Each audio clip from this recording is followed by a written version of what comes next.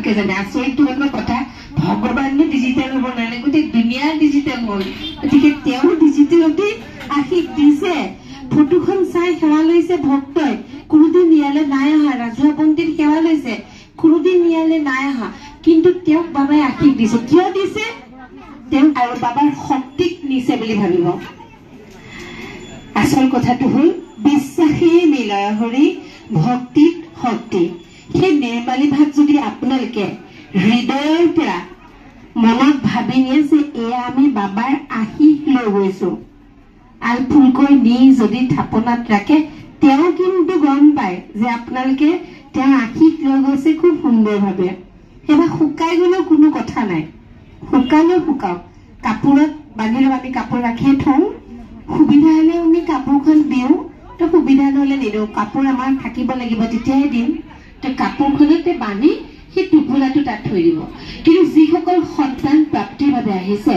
তেখেতসকলে সন্তান প্ৰাপ্তিৰ কথাষাৰ আমাক জনাব যেটো সন্তান প্ৰাপ্তিৰ নিৰ্মালী ভাগ আমি অলপ পৃথককে দিওঁ আৰু যেতিয়া কনচেপ্ট হ'ব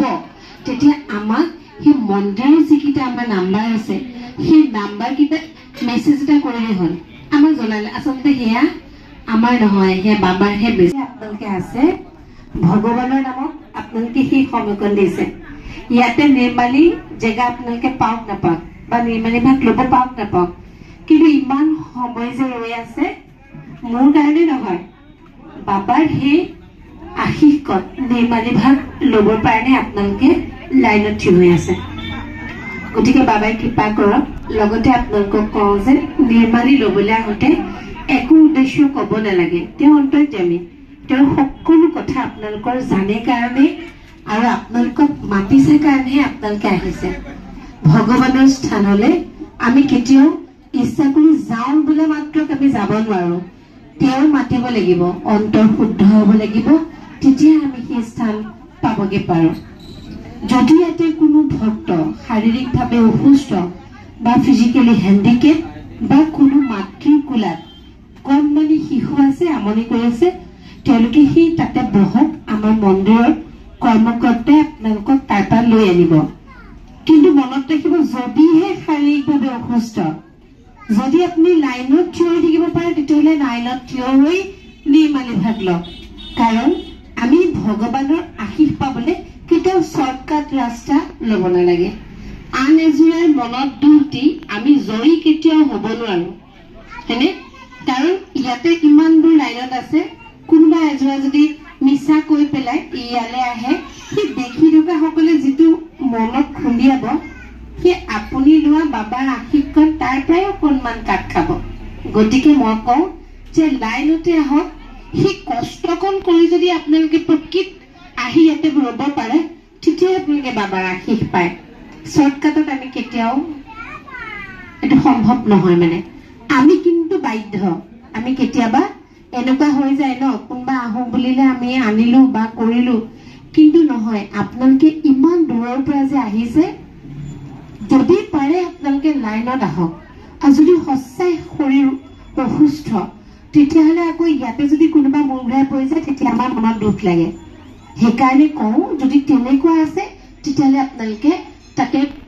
বহক আমাৰ মন্দিৰৰ কৰ্মকৰ্তাই আপোনালোকক ইয়ালৈ লৈ আনিব নিৰ্মালীৰ লোৱাৰ সময়ত মই যিহেতু বহি আছো আপোনালোকে থিয় হৈ ল'ব এয়া হৈছে নিৰ্মালী লোৱাৰ নিয়ম অকল অগ্নিনাথ মন্দিৰেই নহয় সকলো স্থানতে একেই নিয়ম দিয়া যোৰা যদি বহি থাকে লোৱা যোৰাই থিয় হৈ ল'ব লাগে পৰিয়ালৰ যদি আপোনালোক কেইবাজনো আহিছে নিৰ্মালী এজনেই লওক সেই ভাগ আপোনালোকে খুব সুন্দৰকে নি থাপনাত ৰাখক সেই ভাগ স্পৰ্শ কৰি অগ্নিনাথ বাবাৰ আশীষ আপোনালোকে লৈ গৈছে বুলি ভাবিব আৰু বাবাৰ শক্তিক নিছে বুলি ভাবিব আচল কথাটো হ'ল বিশ্বাসেই মিলয় হৰি ভক্তিত শক্তি সেই নিৰ্মালী ভাগ যদি আপোনালোকে হৃদয়ৰ পৰা মনত ভাবি নিয়ে যে এয়া আমি বাবাৰ আশীষ লৈ গৈছো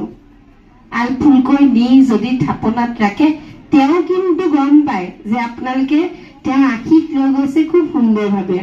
সেইবা শুকাই গ'লেও কোনো কথা নাই শুকালেও শুকাওক কাপোৰত বান্ধি লৈ আমি কাপোৰ ৰাখি থওঁ সুবিধা হলে আমি কাপোৰখন দিওঁ তো সুবিধা নহ'লে নিদিওঁ কাপোৰ আমাৰ থাকিব লাগিব তেতিয়াহে দিম তো কাপোৰখনতে বান্ধি সেই টোপোলাটো তাত থৈ দিব কিন্তু যিসকল সন্তান প্ৰাপ্তিৰ বাবে আহিছে তেখেতসকলে সন্তান প্ৰাপ্তিৰ কথাষাৰ আমাক জনাব যেটো সন্তান প্ৰাপ্তিৰ নিৰ্মালী ভাগ আমি অলপ পৃথককে দিওঁ আৰু যেতিয়া কনচিভ হ'ব তেতিয়া আমাক সেই মন্দিৰৰ যিকেইটা আমাৰ নাম্বাৰ আছে সেই নাম্বাৰকেইটা মেছেজ এটা কৰিলে হ'ল আমাক জনালে আচলতে সেয়া আমাৰ নহয় সেয়া বাবাৰহে বিচাৰ কাৰণ তেওঁ ডিজিটেল হয় আপোনালোকে খুব ভালকে জানে আচৰিত ধৰণৰ কথা ভগৱানে ডিজিটেল হ'ব নালাগে গোটেই দুনিয়া ডিজিটেল হ'ল গতিকে তেওঁ ডিজিটেলতে আশীষ দিছে ফটোখন চাই সেৱা লৈছে ভক্তই কোনোদিন নিয়ালে নাই অহা ৰাজহুৱা পণ্ডিত সেৱা লৈছে কোনোদিন নিয়ালে নাই অহা কিন্তু তেওঁক বাবাই আশীষ দিছে কিয় দিছে তেওঁৰ হৃদয়ত তেওঁক স্থাপন কৰি লৈছে তেওঁ বুজি পাইছে সেইকাৰণে আপোনালোকে নিৰ্মালী ভাগ থৈ ৰাজহুৱা পণ্ডিত ভাগত সেৱা সেই ভাগ স্পৰ্শ কৰি পেলাই আপোনালোকে বাবাক স্মৰণ কৰিব তেওঁ প্ৰাৰ্থনাসমূহ জনাব পাৰিব বৰচাকিৰ তেল নিব সেই তেলেৰে আপোনালোকে ঘৰত বন্তি দিব বা গা বিষ অন্যান্য কিবা হ'লে আপোনালোকে সেই বৰচাকিৰ তেল আপোনালোকে গাত সানিব পাৰিব ব্যৱহাৰ কৰিব পাৰিব আৰু পজ্জল নিব পজ্জলেৰে স্নান কৰিব ঘৰখনত ছটিয়াই দিব ঘৰখনৰ শুভ মংগলৰ কাৰণে গতিকে আটাইখিনি কথা আপোনালোকক ক'লো সেইখিনি মানিব বুলি আশা ৰাখিছো এই কথাখিনি যদি আমি আৰম্ভণিতে কৰি নিদিওঁ এতিয়া হয়তো মোৰ 5 মিনিট বা 10 মিনিট গৈছে কিন্তু প্ৰত্যেকজন ভক্তক মই এইখিনি কওঁতে মোৰ তাতকৈ অধিক সময় গুচি যায় আৰু আমি 3 বজাত যে গেট বন্ধ কৰোঁ বাবাই মানি লৈছে সেই কথাখিনি একদম 3টা বজাৰ ভিতৰত আমাৰ আচৰিত ধৰণে